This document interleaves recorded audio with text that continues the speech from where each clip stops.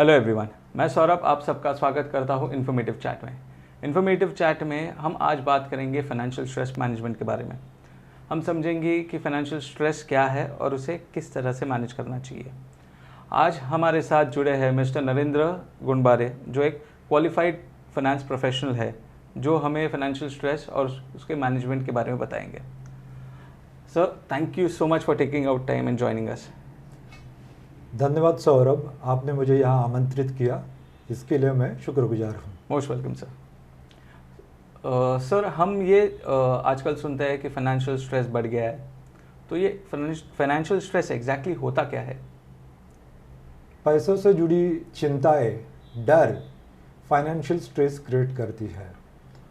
Personal finance, जो हमारा व्यक्तिगत वित्त है, उससे जुड़ी जो भी बातें हैं, जैसे कि कर्जे है, निवेश है, या ऐसा कहे कि हमारे खर्चे हैं, इन सब से रिलेटेड जो भी समस्याएं आती है वो फाइनेंशियल स्ट्रेस यानी वित्तीय तनाव क्रिएट करती है।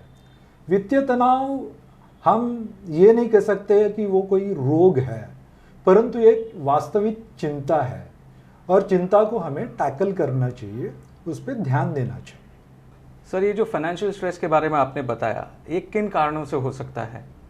फाइनेंशियल स्ट्रेस होने के बहुत सारे कारण हो सकते हैं। उसमें से पहला कारण यही होगा कि आपके पास अनुशासन नहीं है। पर्सनल फाइनेंस में अनुशासित न होना ये प्रमुख कारण होगा। अभी अनुशासन नहीं यानी क्या? कि आपके पास बजट नहीं है, आपने खर्चों का बजट ही नहीं बनाया, ज़रूरत से ज़्यादा खर्चे करना यह प्रमुख कारण होगा। दूसरा, हम ऐसे कह सकते हैं कि आप इमरजेंसी फंड ही क्रिएट नहीं कर रहे हो, ये एक दूसरा कारण रहेगा। तीसरा कारण रहेगा कि आप बचत ही नहीं कर रहे हो, सेविंग्स ही नहीं कर रहे हो। प्रॉपर सेविंग्स होनी चाहिए। उसके आगे अब हम सोचेंगे कि आपने प्रोटेक्शन के बारे में सोचा है कि नहीं, बीमा आप लेते हो या नहीं है। बीमा नहीं है, ये भी एक बहुत बड़ा कारण देखा गया हुआ है। उसके साथ ही हम ये कह सकते हैं, उचित निवेश न करना, उचित जगह पे निवेश न करने के कारण भी बहुत सारी चिंताएं देखी गई है। उसके साथ जैसे हमने कहा कि खर्चे हैं, अनावश्यक खर्चे और अनावश्यक लोन्स, कर्जे लेना, यह भी एक बहुत बड़ा कारण देखा गया है। और यह सब क्यों? क्योंकि जैसे मैंने पहले कहा, अनुशासन नहीं है। अनुशासन ही सब चिंताएं क्रिएट करता है। सर, ये जो फाइनेंशियल स्ट्रेस है, इसका इफ़ेक्ट इंडिविजुअल और उनके फैमिली के लाइफ पे क्या हो सकता है? तनाव के प्रभाव बहुत सारे हैं, परंतु आपको ये ध्यान में रखना है कि आपके सेहत पे ये इशू न करे। सेहत और रिलेशंस पे सबसे ज़्यादा प्रभाव होता है। आपकी नींद निकल जाती है, आप ज़्यादा सोचने लगते हो, भड़कने लगते हो, चिड़चिड़ापन करते हो, और इसमें से रिश्तों में दरार आती है। सो ज़्यादा से ज़्यादा जो प्रभाव है ये हमारे पर्सनल रिलेशंस पे और पर्सनल हेल्थ पे होता है, और इसे अवॉइड करना आवश्यक बनता है। सर, आपने फाइनेंशियल स्ट्रेस के कारणों में से एक कारण बताया कि डिसिप्लिन ना होना या अच्छा बजट ना होना। एक अच्छा बजट फाइनेंशियल स्ट्रेस को कम या मैनेज करने में किस तरह से असिस्ट कर सकता है? एक अच्छा बजट कैसे बन सकता है, उसे बनाने के लिए आपको आपके खर्चे कौन से हैं और आपका इनकम क्या है, इसका एनालिसिस करना आवश्यक है। इसे आप एनालाइज करें तो एक आप अच्छा बजट बना सकते हैं। इसमें सबसे पहले हमें देखना है कि आपके ज़रूरतें कौन सी है, आपकी चाहतें कौन सी है। आप ये न समझे और बजट बनाने जाए तो भी आप दिक्कत में आ सकते हो। तो पहले आप समझ लीजिए कि आपकी ज़रूरतें कौन सी है, आपकी चाहतें कौन सी है। आपको आपके ज़रूरतों पे ध्यान देना है और ज़रूरतों को एड्रेस करना है, तभी आप एक अच्छा बजट बना सकते हो। आप आपके चाहतों पे ध्यान दोगे और बजट बनाना चाहोगे तो आप कभी भी सक्सेसफुल नहीं हो पाओगे और अच्छा बजट नहीं बना पाओगे। तो अच्छा बजट बनाना है तो समझ लीजिए आपको आपकी ज़रूरतों पे ध्यान देना है। सर, आपने और एक कारण बताया था कि सेविंग्स ना होना, बचत ना कर पाना। तो अगर कोई सेविंग्स कर पा रहा है तो सेविंग्स उसे कैसे मदद करता है फाइनेंशियल स्ट्रेस को टैकल करने में? बचत करना तो आवश्यक है। बचत एक तरीका है। बचत से आप आपके जो भी तनाव है उसे कम कर सकते हो। परंतु सिर्फ बचत ही काम में आएगा क्या? बचत करके आप पहला क्या करोगे कि इमरजेंसी फंड बनाओगे। इमरजेंसी यानी अनएक्सपेक्टेड जो भी आपत्तियां आएगी उसके लिए आप रेडी हो जाओगे, और वो होना आवश्यक है। इमरजेंसी फंड न होने के कारण आप बचत नहीं कर पाते हो। जो भी आप बचत करते हो वो इमरजेंसी में, आपातकालीन परिस्थितियों में पूरी आपकी बचत यूज हो जाती है। उसके लिए आपको इमरजेंसी फंड बनाना सबसे आवश्यक है, तो ही आप आगे बचत कर सकते हो और आगे बढ़ सकते हो। यहाँ पे और एक बात ध्यान में रखना आवश्यक है कि महंगाई है। आप जो भी करते हो तो महंगाई को बीट करना आवश्यक बनता है। तो आप बचत करोगे तो महंगाई को टैकल कर पाओगे। पर महंगाई को टैकल करने के लिए बचत से भी आगे सोचना है और निवेश करना है। लोन मैनेजमेंट, मतलब कौन सा लोन लेना चाहिए, नहीं लेना चाहिए, किस रूप में लेना चाहिए, ये जो मैनेजमेंट है ये हमें फाइनेंशियल स्ट्रेस मैनेज या कम करने में कैसे मदद कर सकता है? लोन्स आज के आधुनिक जीवन के अविभाज्य अंग बने हुए हैं। लोन्स के सिवाय आजकल हमारा कुछ भी नहीं होता है। लोन्स आवश्यक नहीं है ऐसे मैं नहीं कहूँगा, परंतु लोन्स आपको लेने हैं तो आपके ज़रूरतों के लिए ही लेने हैं। ज़रूरत के सिवाय आप लोन्स ले लोगे तो वो तनाव 100% क्रिएट करेगा। सो लोन्स कौन से लेने चाहिए, या आप ऐसे सोचिए कौन से लोन अच्छे हैं, कौन से लोन बुरे हैं। अच्छे लोन कौन से हो सकते हैं? आपको क्या लगता है आपकी ज़रूरतें क्या है? ज़रूरतों में हम कह सकते हैं कि बच्चों के एजुकेशन के लिए लोन लेना अच्छा हो सकता है। घर आवश्यक है, घर के लिए लोन लेना आवश्यक हो सकता है।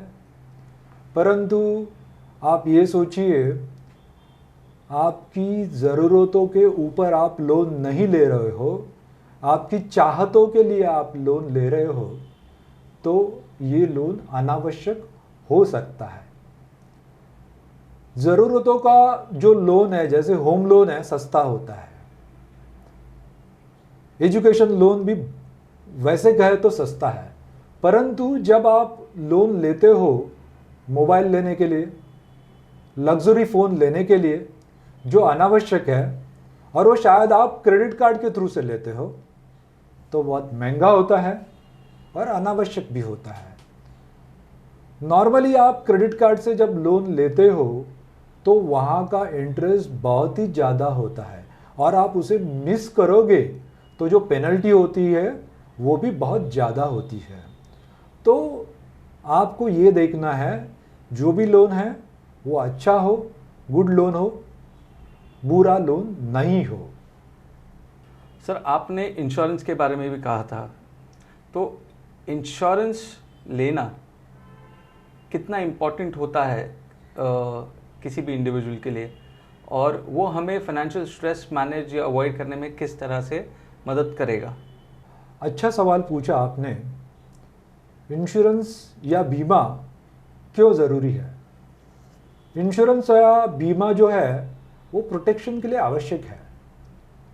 आज के जीवन में बीमा का महत्व बहुत ही ज़्यादा है, परंतु लोग बीमा के लिए क्या सोचते हैं, उसे इन्वेस्टमेंट समझ के, निवेश समझ के उसके ऊपर ध्यान देते हैं। आप बीमा प्रोटेक्शन के लिए लेते हो तो बहुत ही बढ़िया है। बीमा प्रोटेक्शन के लिए आपको लेना ही चाहिए। प्रोटेक्शन कौन सी? तो प्रोटेक्शन हेल्थ के लिए, प्रोटेक्शन आपके फैमिली के लिए। फैमिली के लिए कैसा प्रोटेक्शन? जैसे कि खुदा न खास्ता आपको कुछ हो गया तो आपके बाद में आपके फैमिली को बहुत सारा अच्छा फंड कैसे मिल सकते, जिस फंड के उपयोग से आपकी फैमिली उनका पूरा जीवन अच्छी तरीके से गुजार सके। यह है जीवन बीमा। प्योर जीवन बीमा आवश्यक है और उसके ऊपर आपको ध्यान देना चाहिए। उसके सिवाय मैं कहूँगा कि स्वास्थ्य बीमा भी बहुत ही आवश्यक है।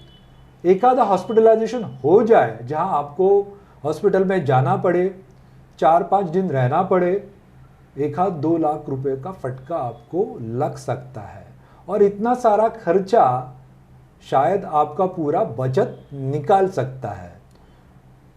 जीवन बीमा के साथ जैसे आपको बड़ा फंड मिलेगा, उसी के साथ स्वास्थ्य बीमा के साथ ये जो आपका खर्चा हो जाएगा उसे आप अवॉइड कर सकते हो एक छोटे से प्रीमियम के साथ। इसीलिए जीवन बीमा और स्वास्थ्य बीमा आवश्यक है। इसके साथ आप कार के लिए भी बीमा लेना आवश्यक होगा। कार को बचाने के लिए नहीं, बल्कि कुछ एक्सीडेंट हो गया तो उसमें से अच्छा मुआवजा आपको मिले, इसके लिए आपको कार का बीमा करना आवश्यक होता है। सर, आपने इन्वेस्टमेंट्स की भी बात की थी, तो जब मैं मेरे सेविंग से कुछ निवेश या सही इन्वेस्टमेंट करूं तो वो मुझे फाइनेंशियली स्टेबल रहने में और फाइनेंशियल स्ट्रेस अवॉइड करने में कैसे हेल्प करेगा? सही निवेश क्या हो सकता है? बहुत बार लोग निवेश नहीं करते हैं, बचत करते हैं। तो पहले ये समझ लेना चाहिए बचत क्या है और निवेश क्या है। बचत यानी आपने पैसे जमा करके रखे, उसके ऊपर आप कुछ इंटरेस्ट ही नहीं कमा रहे हो, आपके बैंक में पड़े हैं, 1-2 टका मिल रहा है और उसके आगे कुछ नहीं हो रहा है। आपका जो इन्फ्लेशन है वही 6-7% है और आपको बैंक में होने से सिर्फ 2-3 टका ही आपको मिल रहा है। तो ये भी सही नहीं है। ये बचत हो सकती है, परंतु सही निवेश करना आवश्यक है जो आपके इन्फ्लेशन को बीट करे। तो आपको सिर्फ बचत नहीं करना है, निवेश करना है, सही तरीके से करना है और सही इंस्ट्रूमेंट में करना है जो आपको इन्फ्लेशन को बीट करने वाले रिटर्न्स दे सकता है। और ऐसे कौन से निवेश हो सकते हैं जो आपको अच्छा रिटर्न दे सकते हैं, इसके ऊपर आपको रिसर्च करना और फाइंड करके वैसे ही इंस्ट्रूमेंट्स में इन्वेस्ट करना आवश्यक रहेगा। और यहाँ पे एक उचित प्लान बनाना, इन्वेस्टमेंट प्लान बनाना आवश्यक है। और ये इन्वेस्टमेंट प्लान कैसे होना चाहिए? आपके गोल बेस्ड होना चाहिए। गोल्स के अनुसार आप इन्वेस्टमेंट करें, अच्छा प्लान बनाइए, तो ही वो अच्छा उचित निवेश हो सकता है। सर, हम ये भी सुनते हैं कि रिटायरमेंट प्लानिंग एक टर्म है, ठीक है?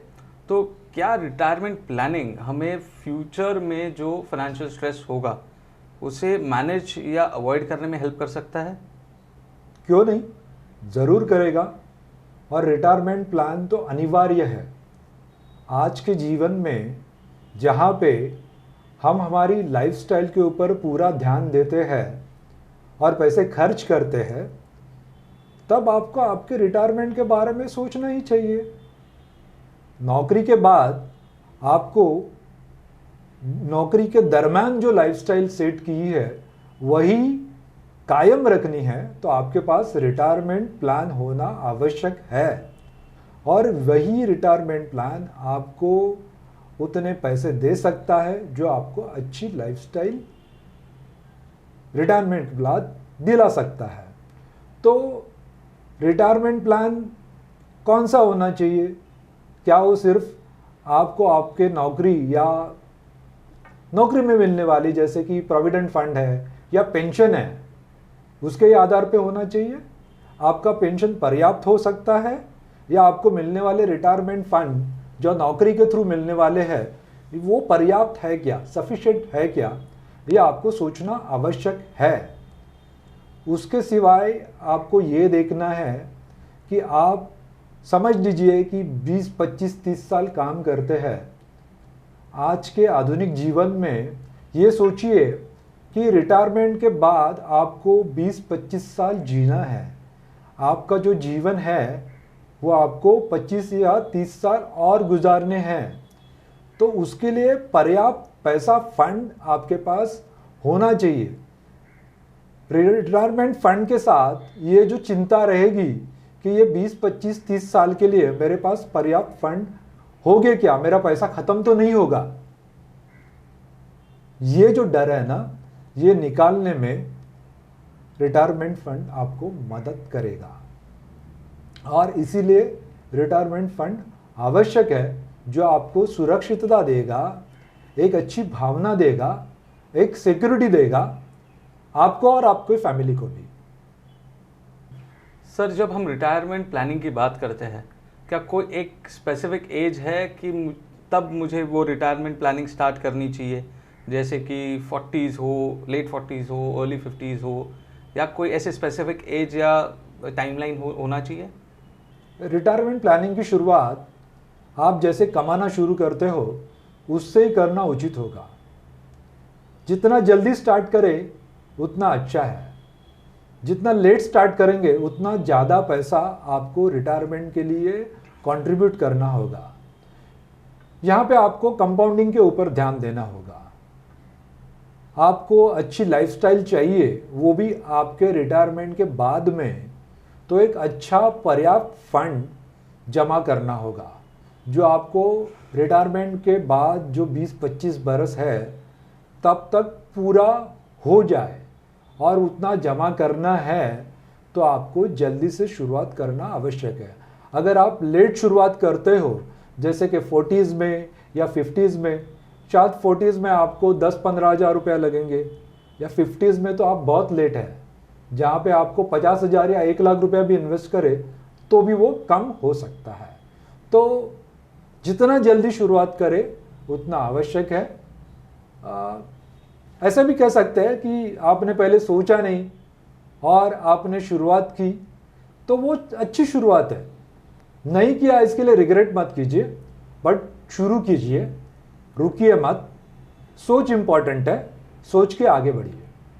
सर, आपने वक्त निकाला और हमें फाइनेंशियल स्ट्रेस मैनेजमेंट के बारे में बताया, इसलिए sir once again I thank you so much.